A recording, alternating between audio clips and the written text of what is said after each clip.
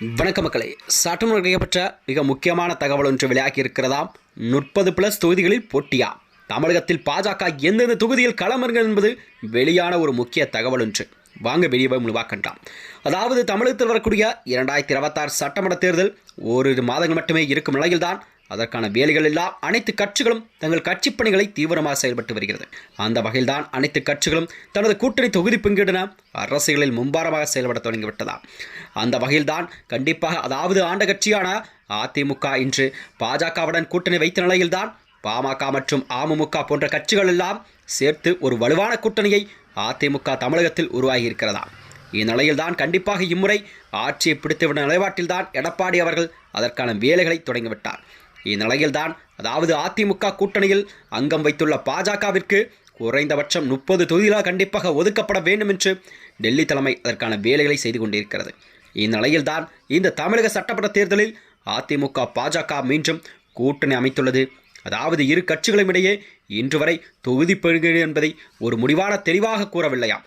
இழுவரையெல்லாம் நீடித்து வரும் நிலையில்தான் இதற்கிடையில் அதிமுக கூட்டணியில் பாஜகவிற்கு குறைந்தபட்சம் 30-35 தொகுதிகள் போட்டியிட வாய்ப்புள்ளதாக கூறப்பட்ட நிலையில்தான் தொகுதிகளை எடப்பாடி அவர்கள் பாஜக தேர்வு செய்துள்ளதா. அதாவது என்ன என்பது பரபரப்பான தகவல் வெளியாகி இருக்கிறதா. ஆனால் பாஜகவின் கணக்கு எடப்பாடி பழனிசாமிக்கு ஓகே சொல்வாரா என்பதுதான் ஒரு $1 மில்லியன் கேள்விக்குறியாக பார்க்கப்பட்டு வருகிறது.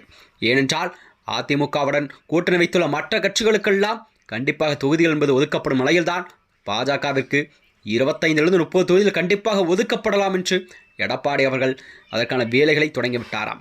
இந்த நிலையில்தான் தமிழ்நாட்டில் அதிமுக பாஜக மீண்டும் கூட்டணி அமைத்தால் தமிழக சட்டமன்ற தேர்தலில் ஏப்ரல் 23ஆம் தேதி நடைபெறுள்ளது.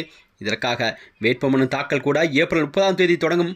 இன்னும் வேட்புமனு தாக்கல் இன்னும் 9 நாட்கள் இருக்கும் நிலையில்தான் அதிமுக பாஜக இடையே தொகுதி பங்கீடு என்பது இன்றும் நடக்கவில்லையாம். இந்த நிலையில்தான் நேற்று முன்தினம் அதாவது அதிமுகவின் பொதுச்செயலாளர் எடப்பாடி பழனிசாமி டெல்லி சென்று உள்துறை அமைச்சர் அமித்ஷாவை சந்தித்து பேசினார். அதாவது அந்த பேச்சுவார்த்தை என்னவென்றால் தொகுதி பங்கீடு பற்றி தான் விவாதிக்கப்பட்டதாம். அதன் பிறகு கூட்டணி உள்ள பாமக அன்புமணி மற்றும் அமமுகவின் பொதுச்செயலாளர் டிடிவி தினகரன் ஆகியோர் டெல்லி சென்று அமித்ஷாவை சந்தித்து பேசியிருக்கிறார்கள். பாஜகவிற்கு எத்தனை தொகுதிகள்? அமித்ஷா சந்திப்புக்கு பிறகு அதாவது எடப்பாடி பழனிசாமி அளித்த பேட்டியில் இன்னும் 4 நாட்களுக்கு கண்டிப்பாக அதிமுக பாஜக கூட்டணியில் உள்ள கூட்டணி கட்சிகளின் தொகுதி பங்கீடு என்பது கண்டிப்பாக நிறைவேறும் என்று அதிமுகவின் பொதுச்செயலாளர் எடப்பாடி பழனிசாமி அவர்கள் தெரிவித்திருக்கிறார். இந்த நிலையில்தான் 4 நாள் தொகுதி பங்கில் முடிவெடுக்கும் என்றும் பியூஷ் கோயல் அவர்கள் தமிழகம் வருகிறார். வெற்றி வாய்ப்புகள் என்பது தொகுதியை கட்சிகளுடன் பேசி பிரித்துக் கொள்வோம் என்றாராம். அதன்படிதான் பியூஷ் கோயல் இன்று தமிழகம் வர உள்ளார். அவர் எடப்பாடி பழனிசாமி சந்தித்து தனது கூட்டணி கட்சிக்கான தொகுதி பங்கீட்டை கண்டிப்பாக உறுதி செய்வார் என்று அரசியல் வியூகமெல்லாம் வகுக்கப்பட்டு இருக்கிறதா. இதற்கிடையில் தான் தமிழகத்தில் அதிமுக கூட்டணியில் பாஜகவிற்கு எவ்வளவு தொகுதிகள் எதிர்பார்க்கிறது, பின்னணி என்ன என்பது பற்றி ஒரு பரபரப்பான தகவல் எல்லாம் கண்டிப்பாக இன்று வெளியாகும்.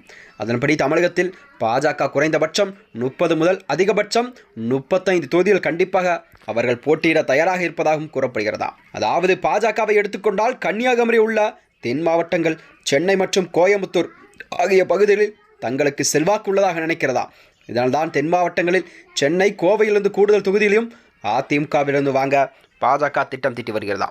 மேலும் இது போன்ற வீடியோக்களை தெரிந்து கொள்ள நமது சேனலை மறக்காமல் சப்ஸ்கிரைப் செய்து கொள்ளுங்கள். நன்றி, வணக்கம்.